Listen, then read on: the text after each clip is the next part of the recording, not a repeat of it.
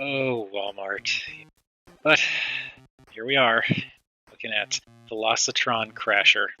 This I actually was able to procure from Hasbro Pulse. They had her in stock for a little bit at least, along with Legacy Minerva, and unfortunately I could not get a hold of Minerva, but I did get a hold of Crasher, as you can tell. And Crasher, as has become the norm, is a Mirage retool, or repaint, I guess, recolor, whatever you want to call it. This is a very cool figure. So I'm gonna take the weapons off here, but they can kind of store in the vehicle mode. Unfortunately, it doesn't hold together as well as I would like. It kind of likes to pop apart a little bit there, but it's okay. But yeah, Crasher is a Mirage remold, or I keep saying remold, Mirage repaint, specifically the Earthrise version, and it is a very cool figure. This obviously is not Crasher in terms of vehicle mode, it's the wrong kind of car, but color-wise, it gets the job done. I like the coloration here. The black and white with red accents looks really good, and then you also get a little bit of dark gray and a little bit of silver in a couple of places, and on the wheels too. It is a good deco. It's also, surprisingly, the paint on this thing is kind of incredible. Like, these shin pieces here are white plastic, so this is actually black paint, but it's like this really nice, glossy, premium feeling and looking paint. Same for the arms, what will become the arms up here. It's a very sleek, glossy black that just looks really nice. It has more of a shine and luster to it than I am familiar with, or that I'm used to seeing in more typical official mainline Transformers releases. There's quite a bit of paint on her, like wheels, the shin pieces, the arms, the black and the red, the black on the spoiler, the detailing in here and along here, and there is more in the robot mode, which we'll see. But yeah, it's a nice car. Again, doesn't really look like Crasher in terms of overall car design, but colors are there and it looks good. And the tampography actually lines up pretty well on mine, thank goodness. I don't really know what else I can say about this. It's a Formula One style car. It looks good, if not accurate for the character, but that's okay. And yeah, that's about all I can say about it. So let's just move straight along to size comparisons. And being a deluxe, Crasher is the size of a mainline deluxe, so it's pretty much what you expect. And because I can, here she is with Kokomon. Still very glad I managed to get a hold of Kokomon, but yeah, now I have two Crashers, so yay! But yeah, she is definitely noticeably smaller than Kokomon, which I think is fine, just pointing that out. This also makes it more apparent just how bright and sharp the colors are on Crasher versus Kokomon. Kokomon has more of like a dull overall look, like the whites and the reds and the blacks are a little bit more dull, whereas the reds and the whites on Crasher are much more vibrant, and blacks they're a lot richer. It's like there's the glossiness, obviously, but they just seem like richer blacks on this figure than this figure. I like the coloring on this, is what I'm saying. I mean, obviously, all in all, if you're familiar with Earthrise Mirage, then you know what to expect from this. But the colors definitely drive home the point that this is not Mirage. Okay, the transformation is, well, it's Earthrise Mirage, so if you're familiar with that, you're going to be familiar with this. First thing to do is pop this section up to free up this section down here, and while we're doing that, we can also split this. This will just fold back like that and rotate these to make shoulders. And while we're here, might as well flip out the fists and swing these around. Now for the section down here, you want to untab it here, and there are actually, I always forget about this, but when going into the vehicle mode, there are little tabs and slots right here. Like you can kind of see a tiny little tab there. It goes into a little slot on the side there, and that kind of locks the car mode together a little more solidly. But I'm going to disconnect that and then disconnect this up here, and it kind of pops out very, very in there. There we go. It kind of shifts down.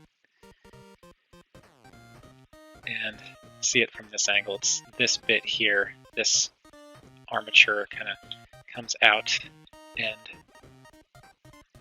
down. It is really in there though. And you can separate this, but you actually want to slide it. So you can kind of see how there's this tab on this side. You want to slide things apart, not pull them apart. So slide things apart, rotate the wheel and fin all the way around.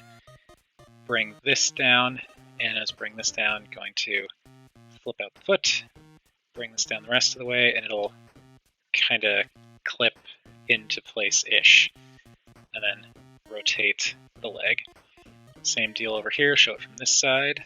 Rotate this piece all the way around. Bring this down, and kind of clip peg that into place. It's a little tab here, or there's a tab here that plugs in here. That's what locks the leg together. So there we have the lower body done, and the upper body's almost done too.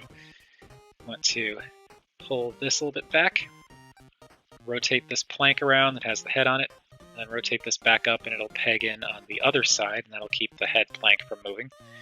The wheels rotate into the torso, and when they rotate in, they will reveal these tabs here, and these panels that the arms are on will tab in there. So bring that down and tab it in, and make sure it tabs in. It's a little tricky to clip in, but it will go in, and that will lock everything more solidly.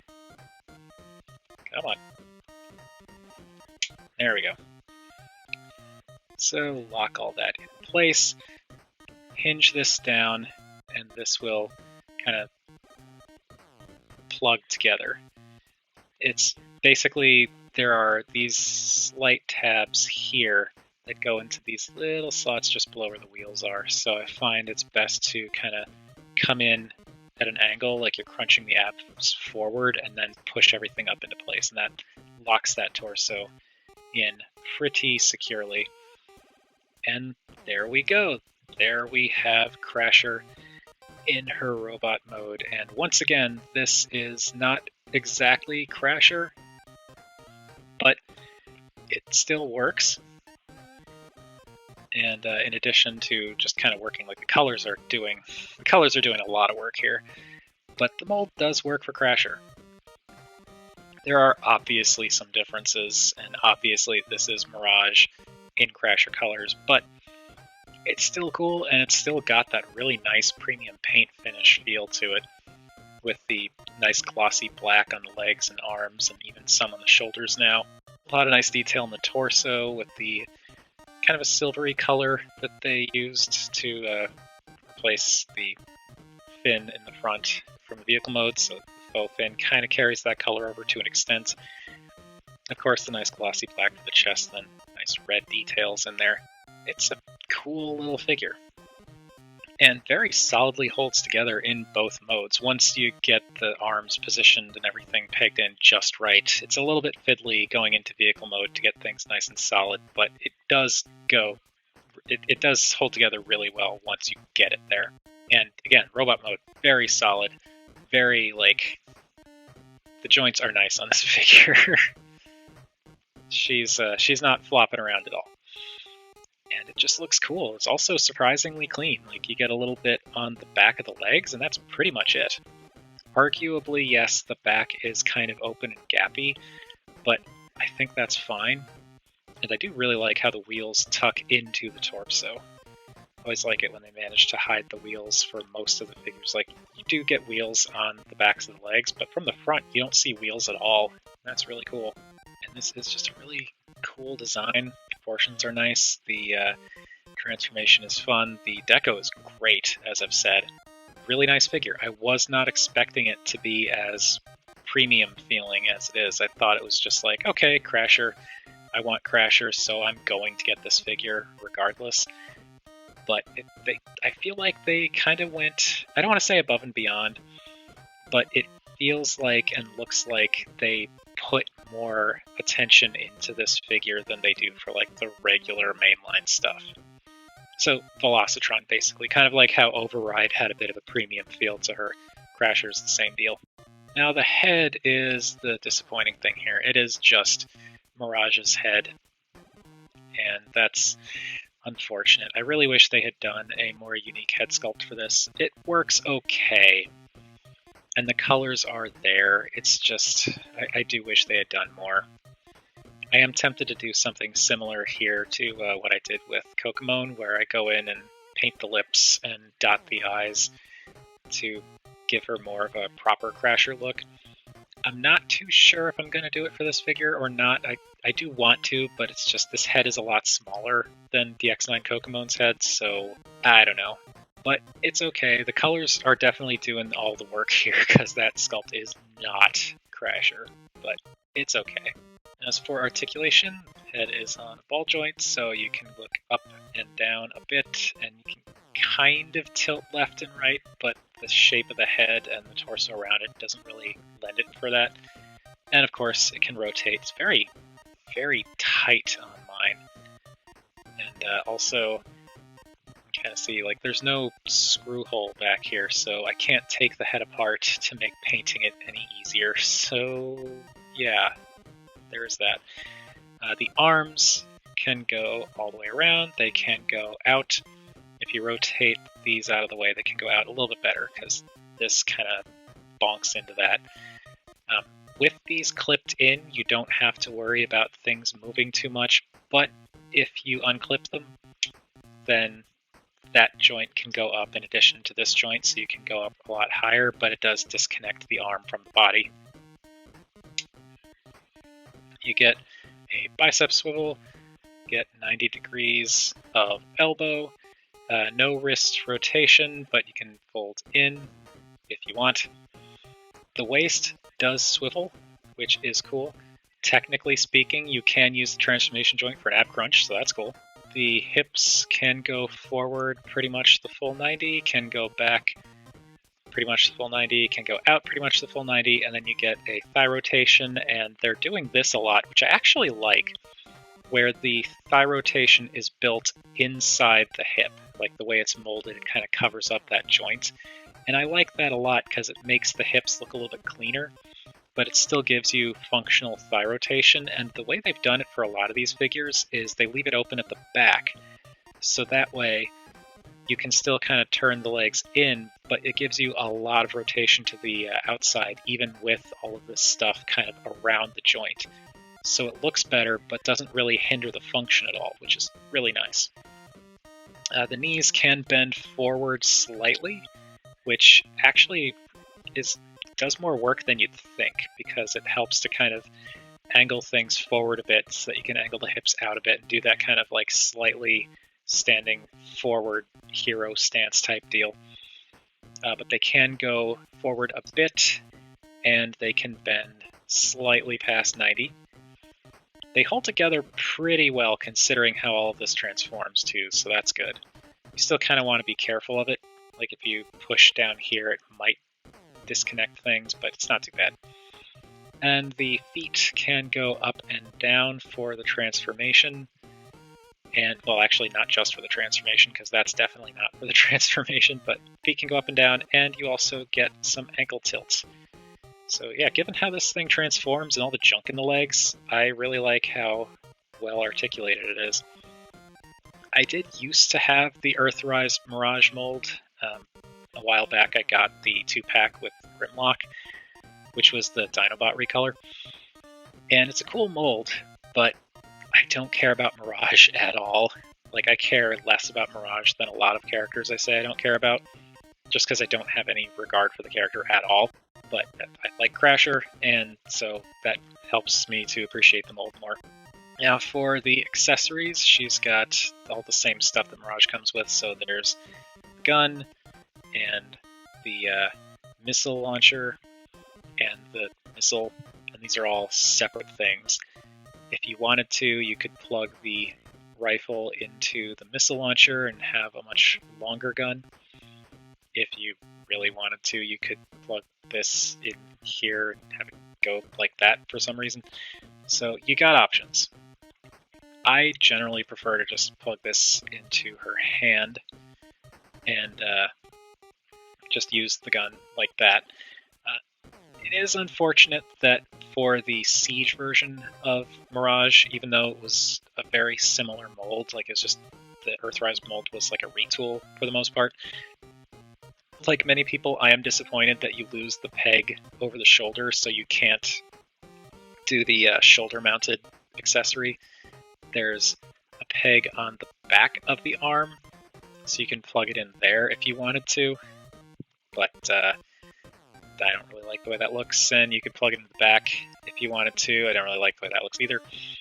So what I end up doing is, since this is Crasher and not Mirage, I don't have to care about whether or not this works as a shoulder-mounted thing, though it would be nice. I acknowledge that. So instead, I just plug it into the underside of the forearm, so it's like she has a little underslung rocket launcher. And that is what I do for Crasher. And I think that's pretty cool. And I think this figure is cool, as I've said many times. So no surprises there, I'm sure. It's a cool figure, but the paint scheme is what really sells it for me. It's just a shame that this is a Velocitron figure, so it's, you know, that ridiculous Walmart exclusive nonsense. Yeah, I need to readjust things again. So yeah, Crasher's a deluxe. She's, I want to say, roughly average height for a deluxe. She is clearly shorter than a Voyager and shorter than a tall deluxe, but I think she kind of falls into that general mush of regular deluxe height. Though she is noticeably smaller than Kokomon, which I think makes sense, seeing as how Kokomon is not meant to be deluxe height. So there is how the two of them work together, and again, you can see how it's obviously like an homage, but not actually a direct design of the character. But, you know, turning Mirage into Crasher is just kind of how we do things now, I guess. Not complaining. You know, anything that gets us more Crasher is fine by me, but I do think it'd be nice if we got a Crasher that was more based on the actual cartoon Crasher. I know why Hasbro doesn't do it because of copyright stuff and all that, but, like, I don't know, third-party companies could do it. But, like, Action Toys has been doing Machine Robo figures. Granted, they have kind of fallen off since they released Tough Trailer, but it's right there. Why do we just not get a proper Crasher? I don't know. Not to say that this is a bad Crasher. I do like this figure a lot. It's just, you know, so many years and no official GoBots or Machine Robo, Porsche Robo, or Crasher. It's just a little disappointing. But anyway, that is gonna do it for Velocitron Crasher. As I said, it's a solid figure, and the deco is amazing. Very, very nice. This is a fun figure, fun to mess around with. Transformation is really nice. It feels kind of premium. The only problem that I have with it, aside from the head not being even remotely close to Crasher, is the fact that it's a Walmart exclusive. I really don't like that they do that. I know there are reasons, but I don't like it. But that is enough about what I think. What do you all think of Velocitron Crasher? Whatever your thoughts, feel free to chime in down below. I always enjoy hearing from you all. Thank you everybody for watching, and remember, toys are awesome, but they are just toys.